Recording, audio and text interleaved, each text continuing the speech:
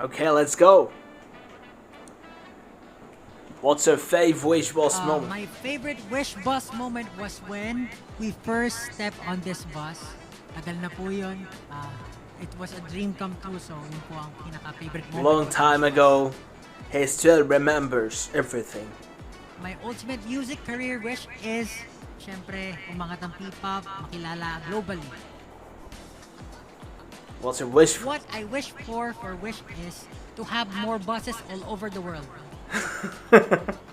Good one. That's a good one. More power po sa Wish. Marami po kayo natutulungan. Sobrang ganda po ng platformang ito para sa mga nangangarap at mga aspiring artists po. Mabuhay po kayo. Happy anniversary! Now it's Josh Cohen's time. Let's go. What's your fave Wish Boss My moment? favorite Wish Bus moment was when I sang Wild Tonight. Siyempre, yun yung first time ko na tumutong dito sa Wish Bus.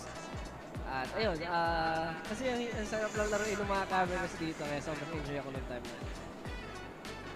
What's your ultimate career My wish? ultimate music career wish is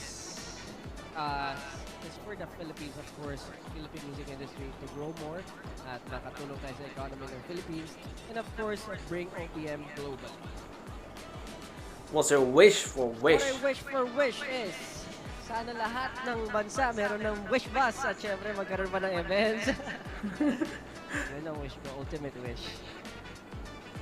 That's Maraming salamat at syempre congratulations to Wish for achieving the 10-year anniversary at marami pa kayong years na tatakbuhin for sure. Malamang yan, hindi ko na maabutan in the future. Pero, ganun talaga. Pero syempre, sobrang salamat din sa platform na to. Natutulungan kami mga artists and mga dreamers syempre na i-achieve yung mga pangarap namin. Yeah, keep on wishing.